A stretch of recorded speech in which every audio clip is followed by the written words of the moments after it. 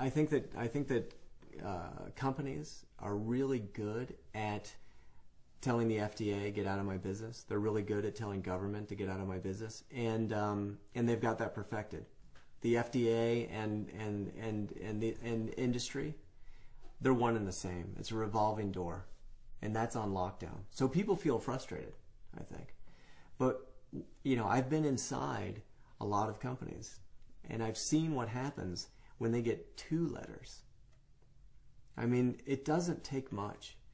So if somebody, if a big cereal company got 100,000 letters from consumers saying, we would love you to be the ones that lead this effort of moving out of advertising to children. I mean, it would be enormous.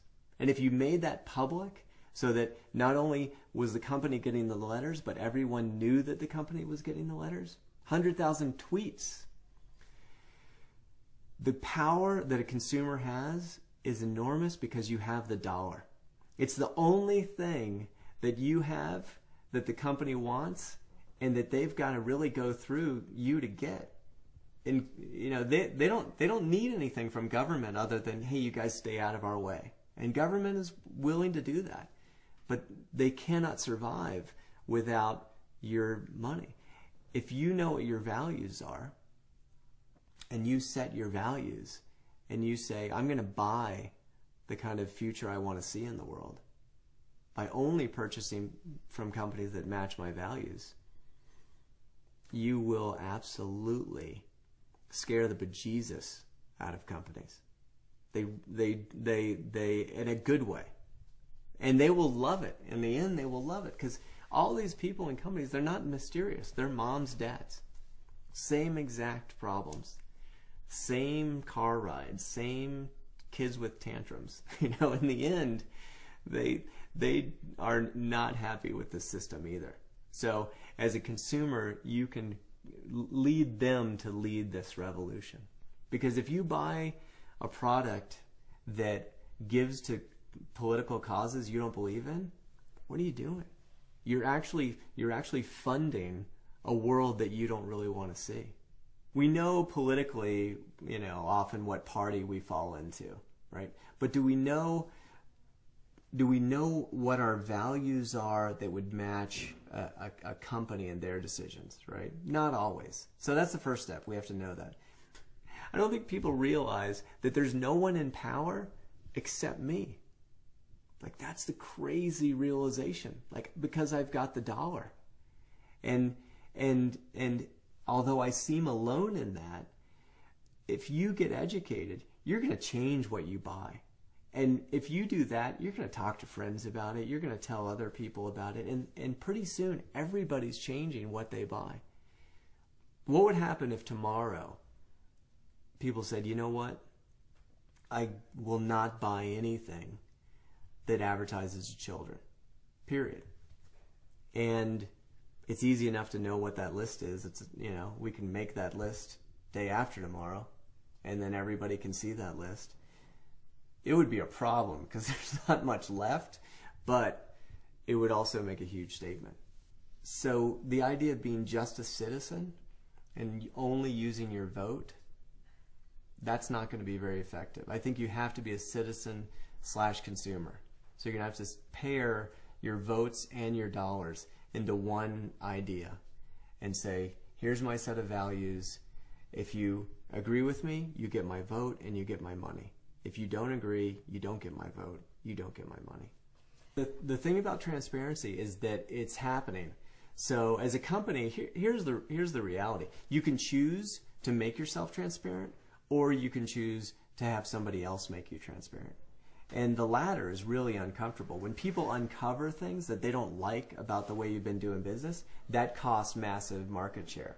So I think the march is towards transparency, and we'll see how fast it is. If you're a consumer and you want to know pretty much anything about a company, you can now. The tools are out there. Will you bother? How often will you bother? That's something that we'll see. But it's not going the other direction. It's going towards more transparency and ease of access at getting at that information. Kid can't buy a car. So why is there a kid as a main feature in every minivan ad. It's because the kid goes along to buy the car. And in the same way, in the 50s, they used to try to influence the wife, you know, now the mom's making the decision or the couple's making the decision, but the child is the influencer, right? And so listen, this is not done by accident. There's a ton of research before you spend $20 million, $50 million doing anything. And so if you see a kid as part of the advertising for an adult product, that's how good it works. Someone once asked me, what would you do if you were the CEO of Coca-Cola? And I was like, boy, I just would not want to be the CEO of Coca-Cola. I think it's a tough position. I think what I would say is you lobby a lot, and the lobbying that big companies tend to do is not in the public's health interest. It tends to go the other direction, because what they want is maneuvering. They want a lack of control. I said, what if you flip that? What if you started to lobby for more controls? What if you started to lobby for a ban on advertising to kids? And you actually, called up your lobbyists that are in DC and you said, hey, you know how you were arguing against this? We want you to flip it and start going into offices and saying, we want this ban. Again, it's going to be fair for everybody. So it's not that any one company is going to suffer more than another. And would that create a world that you would like better? If you talk to your employees and you said to all your employees, will this create a world that we all like better? I think we spend a lot of time trying to stuff non-foods into our system with the notion that it can fill you yet not provide nutrients, and that's going to somehow be a good thing. Or it can satiate you but not really be there. And I think, look, just eat stuff that's been around for a long time, that our bodies are used to processing. Don't eat anything that our bodies have not processed for the last 1,000 years. I think about if my grandfather came back, right, and he died a long time ago. If he showed up and he walked around the streets with me, and he saw how heavy we are, and how heavy our kids are, and how sick they are, he would not be, hey, let's try to work this out. He would be full stop. We stop everything right now. Something is so wrong, guys. And I think that it's been so gradual that we don't realize.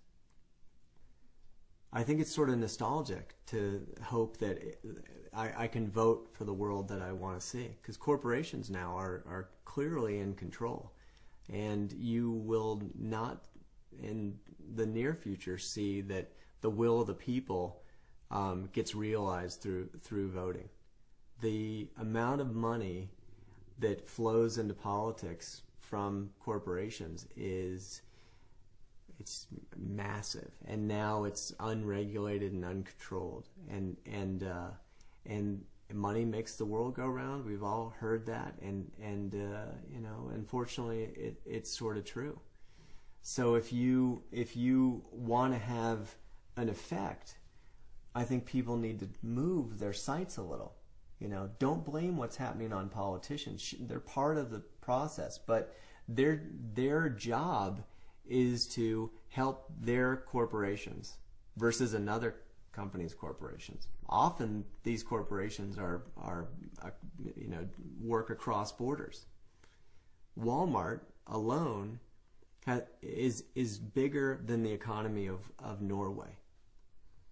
And Norway is a massive economy. What Gandhi said, be the change that you want to see in the world. And right now, you need to buy the change you want to see in the world. And that doesn't mean buy a lot or more or extra.